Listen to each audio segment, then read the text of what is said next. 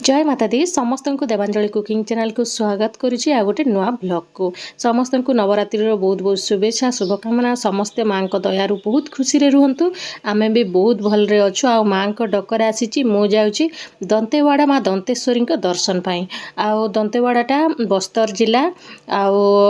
जगदलपुर जिला पाखापाखि अवस्थित जगदलपुर जिला कि मु जानी बट बस्तर आ जगदलपुर पाखापाखि ही अवस्थित माँ दंतेवाड़ा मंदिर सेमती अर्णवर एग्जाम भी अच्छी तो से बही पढ़ी पढ़ी भी जाऊँगी माँ को डकर आसला एग्जाम को किए देखुची 2-4 दिन पर अर्णवर एग्जाम थिला सेति पई आमे बाहरी गलु देखंतु आमे आसिकी पहुँची गलु आमे सकाळे 7टारे बाहरलु 5 घंटा खंडे मु जोठी रहूची सेठू लागिला आमे पहुँचिकी आग गाड़ी पार्किंग रे लगे देलु तापरे भोग किणाकिणी करिकी तापरे जेहेतु नवरात्रि समय ना बहुत भीड़ थिला आमे लागी पड़िलु लाइन रे आग लाइन रे लागिबा हमको कम से कम भी घंटे खंडे लागिला जेहेतु नवरात्रि रे बहुत भीड़ अच्छी से नॉर्मल दिन मानक आपण मैंने जदि आसुचंती 1 ରୁ 4 बंद रुहे माँ को भोग पाई एमती नवरात्रि समय आसिले जमारू आ मंदिरटा बंद रहुनी देखंतु आमे धाड़ी रे लागी जाइछु एटा मांकर प्रथम गेटटा तापर देखंतु सुंदर भाबरे सज करा हेछि मांकर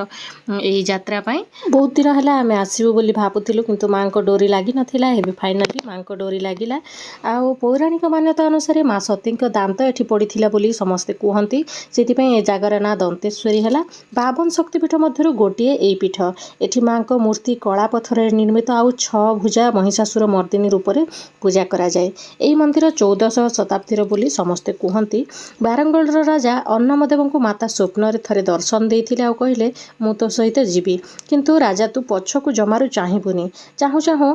डाकिनी आ साकिनी नदीर संगम स्थल रे बाली जो माँ को पाद पाऊ जाऊ बाजिलानी से राजा भाविले कि माँ आ मते ठकीदेलेनी तो बोली कि पछकू टिके देले चाहे तापरे माँ से जगार ही रहीगले राजा से स्थान रे माँ को पाई गोटे मंदिर तैयारी कले एवं बस्तर कुलदेवी हिसाब रे मध्य माँ को स्थापित करागला सेमती माँ को आदिवासी माने बहुत पूजा पाठ करिकी बहुत मानती आउर कुलदेवी भाव भी ग्रहण करती तापर माँ को दर्शन सारला परे आमे गलु भैरव बाबा को दर्शन पाई एटा देखंतु डाकिनी आ साकिनी संगम एई नदी दुईटा गोटे पाखे ही मिशिची तापरे जेहेतु माँ को दर्शन कर सारला परे भैरव बाबा को दर्शन न करे जमारू किछि लाभ नाही माँ को मंदिर रु आधा किलोमीटर दूर रे थाए एई मंदिरटा दूर रे ही अच्छी आउ चली चली ही जाई हबो सेमती गाड़ी जीवनी बाइक फाइक जाई हबो किंतु कार रे जदी जाउथिबे आपण जाई परिबेनी सेमती चालिकी गले भी किछि असुविधा नहीं देखंतु बाबा को दर्शन करंतु एठी लिंग को पूजा करा जाएनी लिंग बाहर ही अछंती किंतु पूरा मूर्ति रूप रे शिव भगवान पूजा पाती देखंतु केते सुंदर जगह रे अछि ना ये मंदिरटा आपण माने थरे निहाते जीवे देखिबे बहुत भल लागिबो सेमती माँकर अधिकांश मंदिर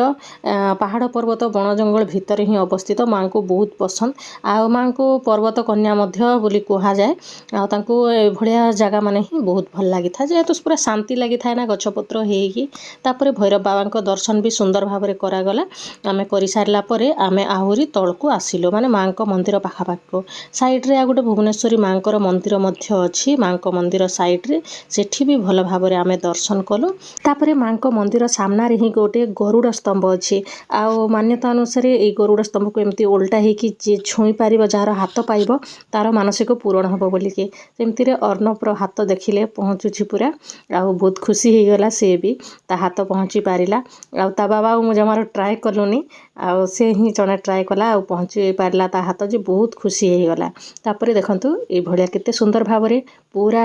कुटीर भलिया हेछि ना एटा पूरा काठरे ही निर्मित आ मंदिर आगे हनुमानकर 50 फुट ऊपर हबो से भलिया गोटे बड़ मूर्तिटा करा हेछि तापरे आमे बुलाबुली करके पळे आसिलु आशा करूछि समस्त ए वीडियो को पसंद करिवे थैंक यू फॉर वाचिंग।